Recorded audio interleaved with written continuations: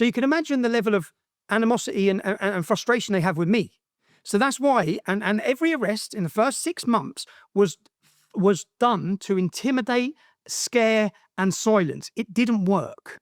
We're now fast forward. I'm arrested again on rape gangs. I've just been put in prison again. I've just come out. We're 10 days in.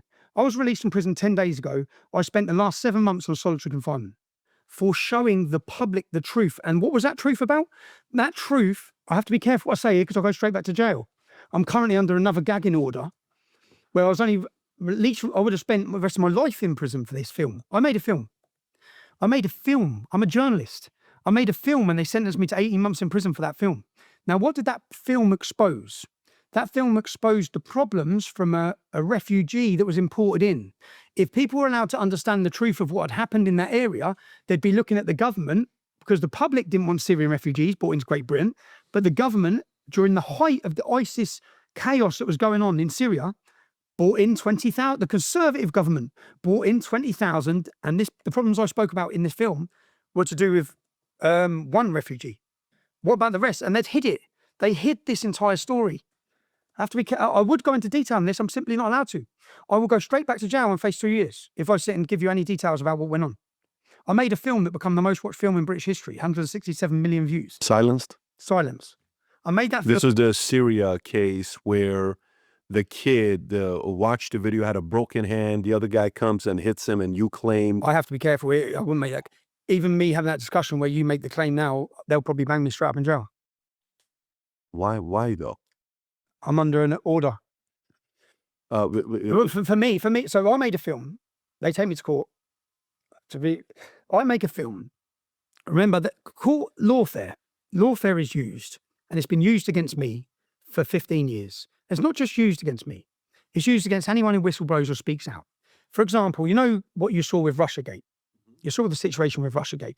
Now, many in the UK still won't understand what happened with Russiagate. Russiagate, where the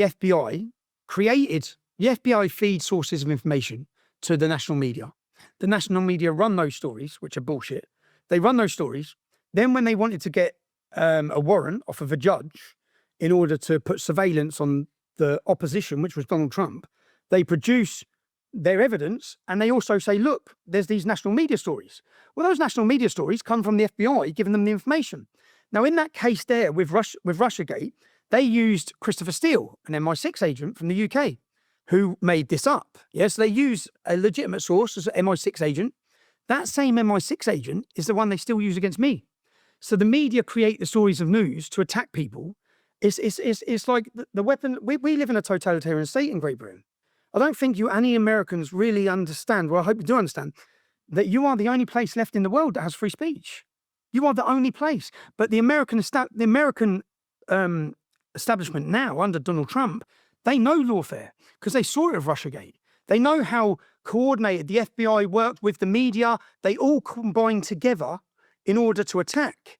That's happened to me. Now, Donald Trump is a billionaire and he had a massive platform to highlight this. I've been fighting this as a working class kid from Luton Town. And I've managed to build my own platform. And even through the censorship, remember, they censored me to a level where if you mention my name on Facebook, they delete your account. I was up there with mass terrorists and killers, my name. I've never been convicted or tried for anything to do with hate crime. I've never even had an arrest for anything to do with it. Nothing I say is hateful, it's facts.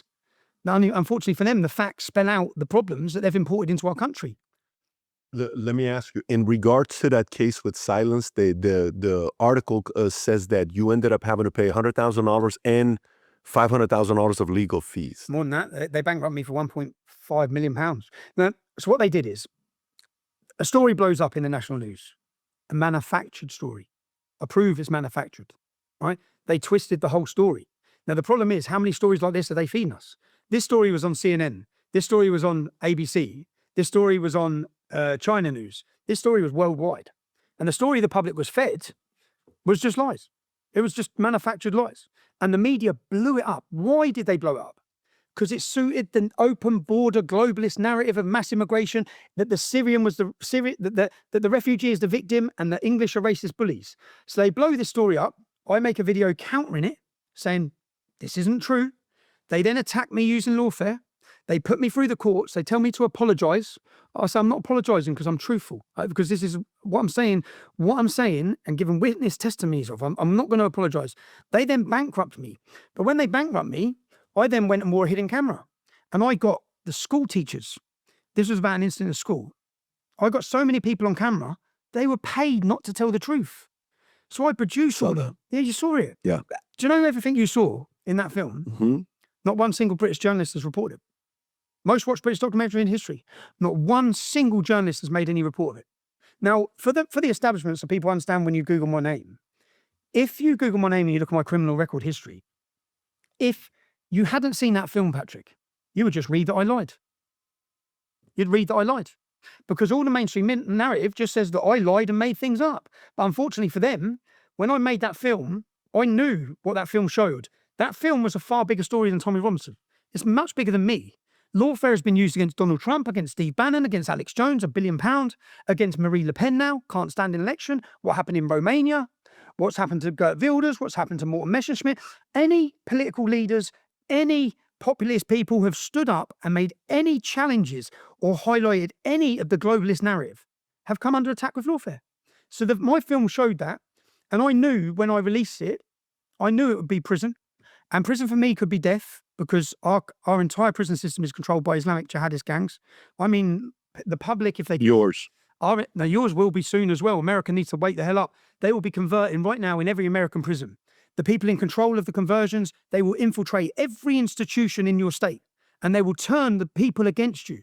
The first they went for in the British prison system is the black community. And they are converting blacks like that. And same in your American system.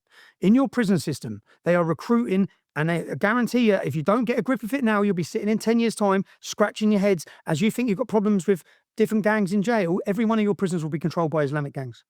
Like the whole of the UK prison system, every prison is controlled by Islam. Everyone. There's no defense against it. And why is there no defense? Because the prison authorities know it's happening, the government knows it's happening, but everyone's hands are tied behind their back through political correctness. You have to understand the power of that political correctness. It was that powerful that every police force, every politician, they all just went into silence. They know children are being raped across the country, but none of them would speak about it. And anyone who did speak about it lost their jobs, went to prison, got silenced, got attacked.